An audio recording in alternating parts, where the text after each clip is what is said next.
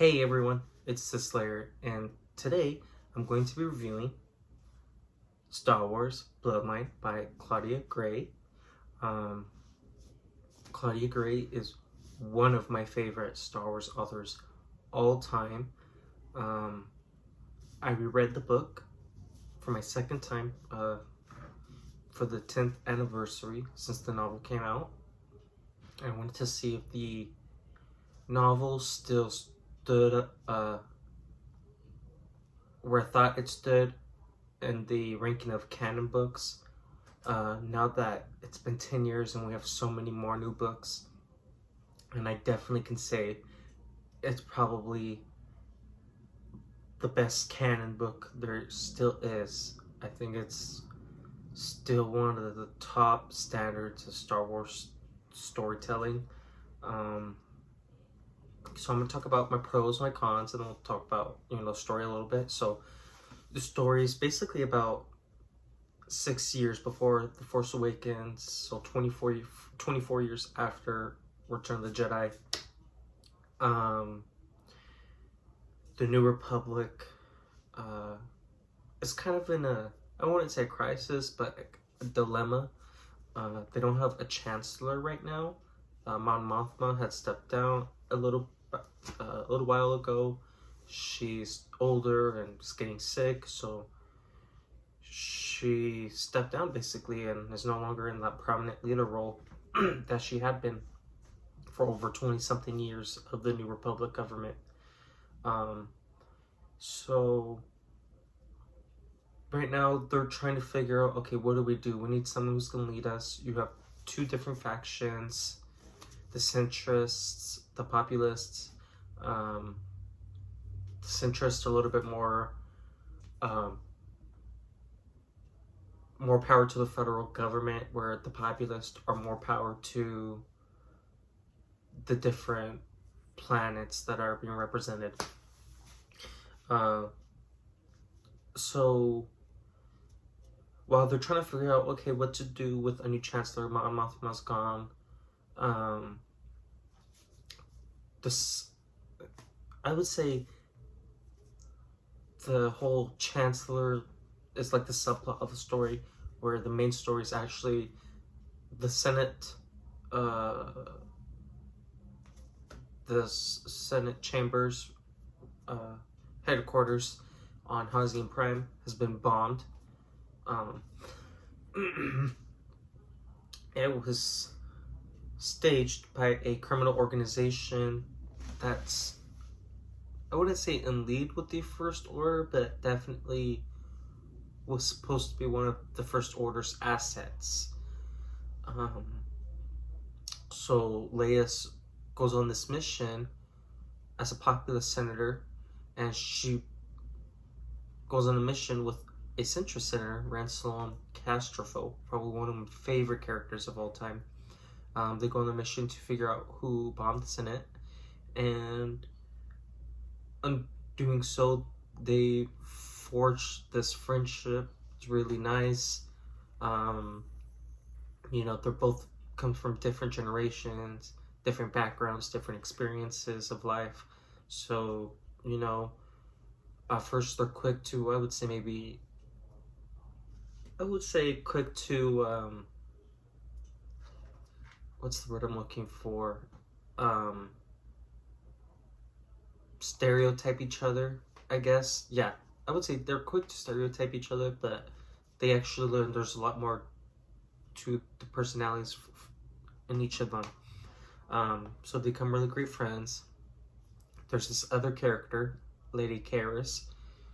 She's part of the royal lineage somehow of the planets that are all royal families.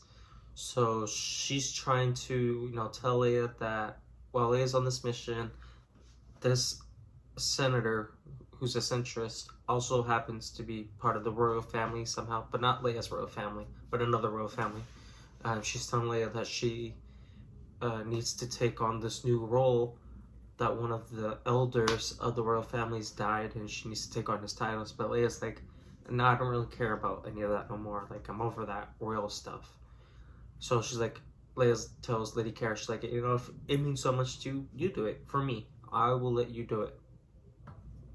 So Lady Karish, you know, goes and does whatever, while Leia and Ransalom go into their own little investigation. So while Ransalom and Leia are off, Lady Karish is on this planet where this elder house member of the royal families lived.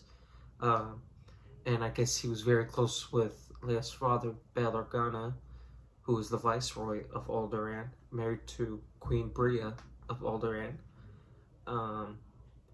And Bail had left a keepsake treasure of Leia's childhood mementos in a chest that he had given to this elder member. And in the chest also happened to be a message recording hologram of, no hologram, I'm sorry, a hologram message of Leia basically telling Leia Anakin is Darth Vader and Darth Vader is her father. So Lady Karish realizes after she's found this keepsake memento that she could use it politically against Leia, because Leia's a populist senator and Lady Karish is a centrist, and Lady Karish also happens to be working for the First Order. So after Leia and Ransalom figure out who bombed the Senate Temple, Lady Karish has to throw them off before they figure out it all connects to her. So she reveals to Ransalom who Leia's father is, and Ransalom had a really bad backstory with Vader. Vader killed his parents, so he basically outed Leia's parents to the Senate, well, her father to the Senate, who her real father, birth father is, and used the message that Bail had recorded saying that Vader was Leia's father. He showed it to the Senate and used both her fathers against her, which is really devastating. And then Lady Karish goes and betrays Ransalom and says, you know, he was the one that was helping the saboteurs who were bombing the Senate chambers. So he got locked up, taken away. Leia was supposed to run for the Chancellor. Well, she got that taken away. She's not gonna be Chancellor anymore because no one wants the kid of Vader to be in charge of the New Republic. So not only does she lose the nomination, she's not gonna even run for another term as senator. She's just gonna finish her term. So Leia creates the resistance because she sees the growing threat against the First Order after she realizes what she witnessed with the saboteurs that bombed the Senate Temple. And she realized that she doesn't have that much of an authority role no more within the Senate. So she creates the resistance. Admiral Akbar joins her, Nine Nub joins her, a lot of prominent leaders join her. So that was really nice to see. I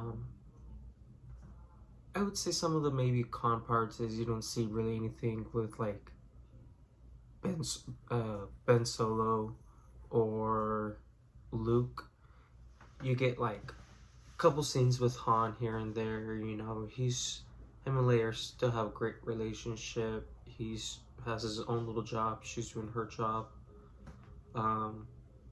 It's not like how it is in The Force Awakens where they aren't together and they haven't seen each other in who knows how long. So the relationship is very much still good. She keeps in contact with Luke and Ben as far as we know, but they haven't answered any of her messages in the book when she does contact them. So that's the con. I wish I would have got something from Luke and Ben. It would have been nice if there's a little bit more reference to her Jedi training. I think there's just those two things she'd be able to communicate with her brother Ben, and if we saw a little bit more of, you know, her use of Jedi powers, I would have really appreciated that, because that's how I have always seen Leia, as a Jedi, because I've always known that she's been Luke's brother. So if he has the Force, she has the Force, and I've always just been wanting to see her use it. So yeah, I mean, I'd give the book 10 out of 10, because I just still think it's so well written. Claudia Gray just understands Leia. She knows how to write her dialogue so well. She knows how to stay true to the character. I mean, when I read the words, I can hear Carrie Fisher in my head, because she's that good at it.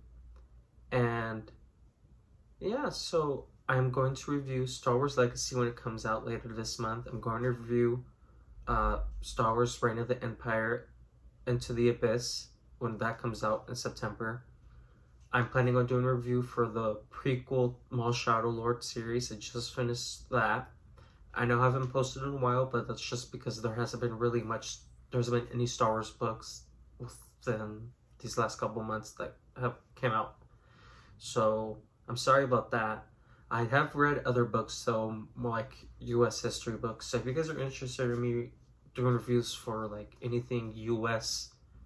history related, let me know in the comment section, and I'll do reviews of those books as well. Until next time, may the Force be with you. Bye.